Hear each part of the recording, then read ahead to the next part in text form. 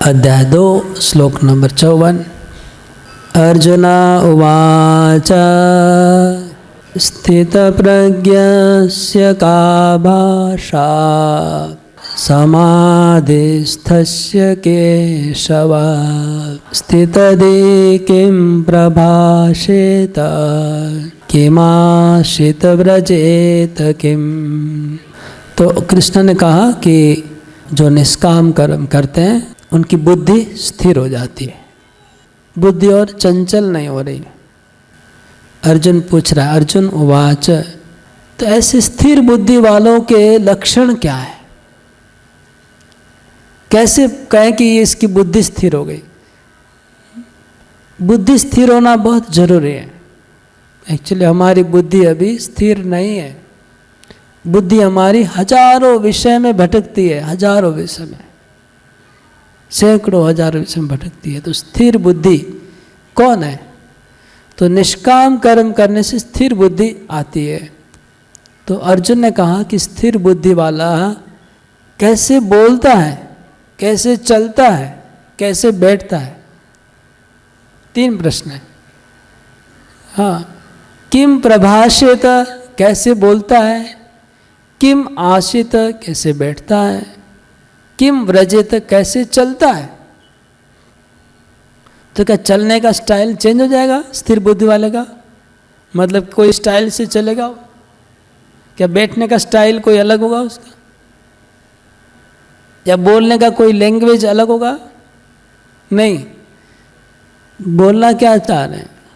बोलना ये चाह रहे हैं कि किम आशित व्रजेत किम। इसका अर्थ है कि वो आत्मा, जो स्थिर बुद्धि आत्मा है, वो आत्मा कैसे बोलता है, मतलब अपने आप को डीलिंग एक्सप्रेस कैसे करता है वो आत्मा, बुद्धि मन और इंद्रियों के द्वारा। या शरीर के चलने की बात नहीं है, आत्मा के चलने की बात है। तो आत्मा तो चलता नहीं, अचल है। मतलब आत्मा अपने शरीर के द्वारा इंद्रियों के विषय के साथ जो इंटरेक्शन करेगा वो चलना बैठना बोलना है, समझ रहे ना? तो आत्मा कैसे बोलता है, मतलब कैसे उनसे डील करता है, कैसे चलता है, कैसे बैठता है, ये सवाल है। इसका उत्तर भगवान आगे कुछ श्लोकों में दे रहे हैं।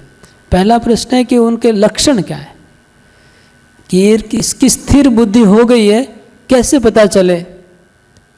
श्री भगवान वाच प्रजहाति यदा कामान सर्वान् पार्थ मनोगतान् आत्मन्येवात्मना तुष्ट स्थित प्रज्ञस्तदोच्यते। सर्वान् कामान और मनोगतान, 3 शब्द देखिए। मनोगतान मतलब मन के अंदर आने वाले, मन के अतिथि, मन के गेस्ट। कौन है? कामना वासना। कितनी है? सर्वान, बहुत सारी। मतलब मन के अंदर कामना वासना की ढेर है, बाढ़ आ रही है। मन के अंदर कामना वासना का बाढ़ आ रहा है, प्रवाह चल रहा है। तो जो व्यक्ति मन के अंदर आने वाले इस कामना वासनाओं को प्रजहाति, त्याग कर देते, उसकी तरफ ध्यान नहीं देते, उसको ग्रहण नहीं करते, उसको फेंक देते हैं, और आत्मनि व आत्मना तुष्ट, और आत्मा में तुष्ट रहते हैं, वो स्थिर बुद्धि व्यक्ति हैं, स्थित प्रज्ञ हैं। तो स्थिर बुद्धि होने के लिए पहला लक्षण है कि मन में आने वाली इच्छाओं को त्याग करना। अभी प्रॉब्लम क्या है? हम लोग के अंदर, मन के अंदर जो इच्छाएं आती है, वो हम लोग सोचते हैं कि मेरी इच्छा है, और हम उसमें फंस जाते हैं। अगर हम किसी तरह से समझ जाए कि ये इच्छा अपने को और मन को हमको अलग करना पड़ेगा। एक्चुअली हम लोग मन के साथ एक हो गया है, तदात्मा। मन को अलग रूप से रखिए, उसको अलग रूप से देखिए कि इससे अंदर कामना आई और चली गई, आए चली गई, तब बच जाएंगे। और मन की इच्छा को अपनी इच्छा मान लेंगे, हम फंस जाएंगे। यही बात है इस श्लोक की।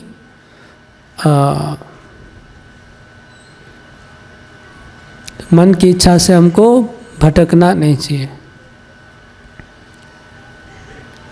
अगला श्लोक है, दुखेष्वनुद्विग्न मना सुखेषु विगत स्पृह वितराग भय क्रोध स्थित धीर मुनिरुच्यते। तो बोलते हैं कि दुख आने से मन में उद्वेग नहीं होना चाहिए, उद्विग्न नहीं होना चाहिए दुख आने पे, और सुख आने पे हर्षित नहीं होना चाहिए, प्रफुल्लित नहीं होना चाहिए। सुख में प्रफुल्लित नहीं होना, दुख में उद्विग्न नहीं होना, ऐसा व्यक्ति स्थिर बुद्धि है। तो हम लोग के जीवन में जब दुख आता है तो हम लोग उद्विग्न हो जाते हैं, होते कि नहीं? कौन उद्विग्न नहीं होता? तुरंत उद्विग्न हो जाते हैं। छोटे मोटे दुख, बड़े की बात छोड़ दीजिए, छोटे मोटे दुखों से उद्विग्न हो जाते हैं। बड़े दुख आने से तो क्या होगा? जैसे मैं उदाहरण देता हूँ, हाँ, जैसे हम लोग गाड़ी लेके कहीं जा रहे हैं, हाँ, गाड़ी लेके आप हावड़ा से इधर आ रहे, पाइक पड़ा, या फिर इधर से मायापुर जा रहे, तो रास्ते में ट्रैफिक जाम हो गया, बहुत गाड़ियाँ खड़ी है, सिग्नल नहीं हो रहा है, मन उद्वेग हो जाता है। इतना सा, कितना बहुत बड़ा नुकसान नहीं है, लेकिन हो सकता है आपका ट्रेन मिस होने वाला नहीं है मायापुर में जाके, कुछ प्रॉब्लम नहीं, लेकिन मन उद्वेग हो जाता है। मन में उतने 2-10 मिनट में कितने हजारों विचार आ जाते हैं ना, हजारों तरह का मन खेल खेल लेता है उतने 10 मिनट में। सोचिए हम लोग का हालत कैसा है। ये छोटा सा उदाहरण दिया, और इसके बाद अगर और आगे जाएंगे, किसी ने आपको अपमान कर दिया, आपसे ठीक से बात नहीं किया, तो फिर वो उद्वेग हो गया मन। कोई आपसे खराब से बात किया, उद्वेग हो गया। किसी ने आपसे 2-10 रुपया ज़्यादा ले लिया, उद्वेग हो गया। कभी कभी तो मैं देखा भक्त लोग, मतलब भक्त लोग का नहीं, भक्त का नहीं बोल रहा हूँ, सभी जीव का, जैसे मैं वृंदावन में देखा कि समझ लीजिए कि कहीं पर समझ लीजिए कि 40 रुपया भाड़ा रिक्शा वालों को देना है ना, और उसको वो 30 रुपया देना चाह रहा है, रिक्शा वाला बोल रहा है 40 चाहिए।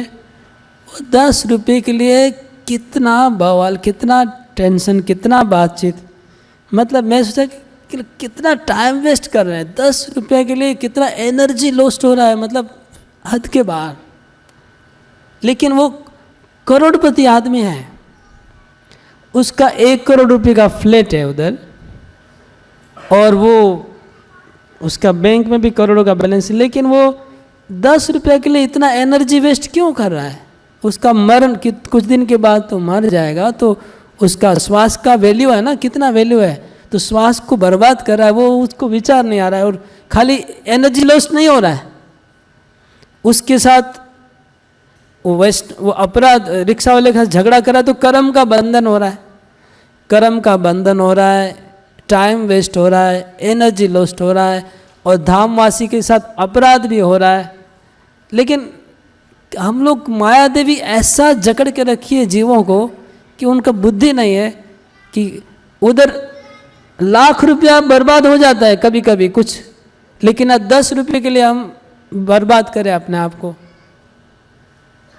ये समझ में नहीं आता है। तो मैं उद्वेग का मतलब बिना मतलब का हम लोग कितना उद्वेग लेते हैं, 10 रुपये के लिए इतना उद्वेग क्यों लेना है, खत्म। तो छोटा उदाहरण दिया, किचन में जाएंगे, किचन में कुछ गड़बड़ हुआ तो उद्वेग हो जाता है कि नहीं? समझ लीजिए दूध गिर गया, खिचड़ी जल गया तो उद्वेग होता है, पानी गिर गया, ग्लास टूट गया, मोबाइल गिर गया, उद्वेग उद्वेग उद्वेग। लेकिन जो स्थिर बुद्धि वाला होगा वो उद्वेग नहीं करेगा, चाहे कुछ भी हो जाए, हो गया, अपने भक्ति करो, भूल जाओ उसको लेके सारा दिन डिस्कस क्यों, हो गया खत्म, उसको लेके सोचने की ज़रूरत नहीं है, डिस्कस करने की ज़रूरत नहीं है कुछ। एक बार चैतन्य महाप्रभु के लाइफ में आता है, एक बार निमाय गुस्सा हो गया किसी कारण से, सच्ची माता और उसने घर में जितने भी उस समय उस जमाने में स्टील और तांबे और इसका पात्र नहीं था, सब मिट्टी के पात्र थे। तो मिट्टी के बड़े बड़े जो अनाज के घर सब एक एक करके गिराने लगा निमाई, मिट्टी के सारे बर्तन गिरा दिए। फिर तेल वेल रखा था वो भी गिरा दिया, पूरा घर भर गया, सब घर में रेलम छेल कर दिया। और सच्ची माता अकेली बूढ़ी है, घर में और कोई नहीं है। उनके पिताजी मर गए, मतलब उनके पति गुजर गए, उनका लड़का सन्यास ले गए, ऐसे ही दुखी थी सच्ची माता, क्योंकि अकेली थी। उनकी पति मृत्यु हो गई, विधवा है, बेटा सन्यास लेके चला गया, एक ही छोटा सा बच्चा है और विधवा वो खुद पत्नी है, और घर में कोई नहीं है। और ये बच्चा इतना तूफान किया कि सब फेंक के मतलब रेलमछेल कर दिया घर में। तो सच्ची माता एक शब्द भी नहीं बोली, बोले बेटा निमाय तुमको जो करना है करो, जितना फेंकना है फेंको फेंको, और कितना फेंकना फेंको। अब खाना नहीं बनेगा, घर में है नहीं कुछ, तुम भी भूखे रहो हम भी भूखे रहेंगे। फिर निमाई बात मतलब सॉरी माता, अब खाना तो बना दो। वो खाना कैसे बनेगा तुम बताओ, है तो नहीं, तुम तो सब फेंक दिया। तो फिर निमाई बाहर से जाके क्या तुरंत कुछ लेके आ गया। तो निमाई चोरी करके लाया? नहीं, चोरी करके नहीं लाया, लक्ष्मी देवी ने एक्चुअली तुरंत सप्लाई कर दिया जो चाहिए था वो, कि निमाई तो लक्ष्मी के पति है, नारायण है। तो फिर रसोई हुआ, निमाई खाया। फिर बाद में सच्ची माता ने ठंडे दिमाग से निमाई को बिठा के पूछा कि तुम इतना तूफान क्यों किया, तुम समझता नहीं है। तो ये मतलब एक शिक्षा है, छोटी सी लीला कितनी है, महान लीला है, कितनी बड़ी शिक्षा है कि एक माँ हो के कितना सहन किया उसने, सच्ची माता ने। तो हमें ऐसे जीवन में सुख दुख को सहन करना है। प्रभुपाद जी कहते हैं तात्पर्य में कि अगर आपको कोई दुख देता है तो एक नंबर तो ये सोचना चाहिए कि मैंने कभी ना कभी किसी को दिया है, मेरे को कोई चीटिंग किया, मैंने कभी ना कभी चीटिंग किया होगा, आपको याद नहीं है, भूल गए, या पिछले जन्म में किया होगा, उसके पिछले जन्म में किया होगा, उसके पिछले जन्म में किया होगा। तो आपने कभी न कभी किसी को चीटिंग किया होगा, धोखा दिया होगा, कपट किया होगा, तो आपके साथ हो रहा है। पहला एक नंबर ये होना चाहिए। और दो नंबर ये सोचना चाहिए कि शायद और बड़ा नुकसान होना था, लेकिन भगवान ने छोटा में निपटा दिया। ऐसा भक्त लोग सोचते हैं, तो इसलिए किसी व्यक्ति को वो दोषारोप नहीं करते, किसी व्यक्ति को टारगेट नहीं करते। भक्त लोग अपने ऊपर कुछ होता है तो ऐसा ही मान के मना लेते हैं। और सुख आने पे क्या करेंगे? सुख आने पे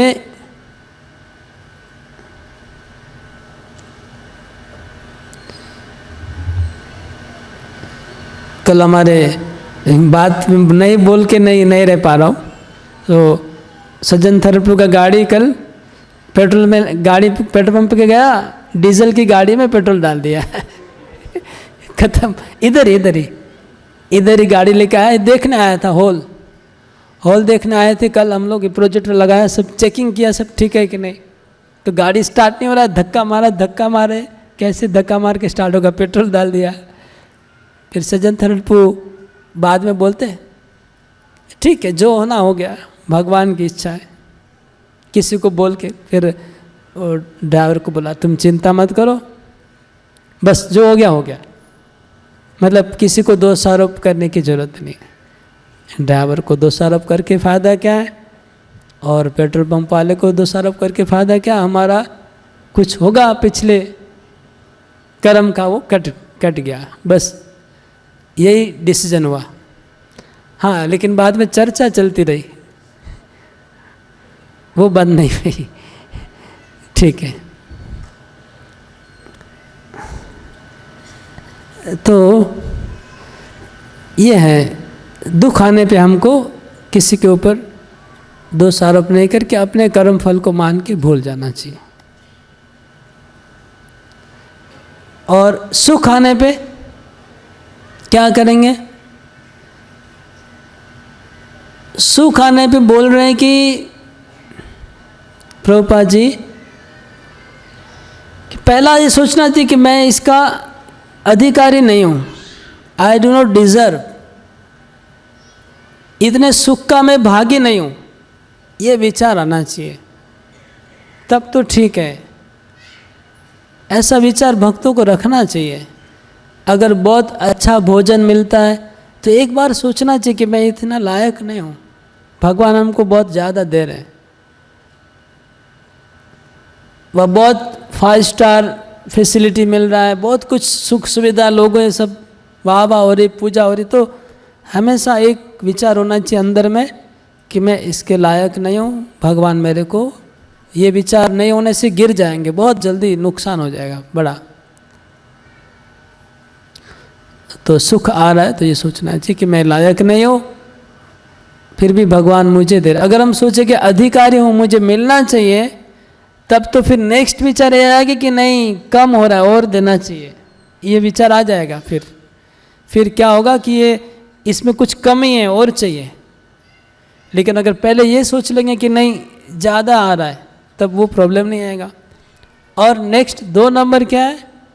क्योंकि हमको भगवान इतना दे रहे हैं, इसलिए हमको भगवान की और सेवा करनी पड़ेगी। हम ज़्यादा ओब्लाइज्ड हो गए, भगवान से ज़्यादा कृतज्ञ हो जा रहे हैं, क्योंकि हम इतना मिल रहा है तो हम और ऋणी हो जा रहे हैं भगवान के।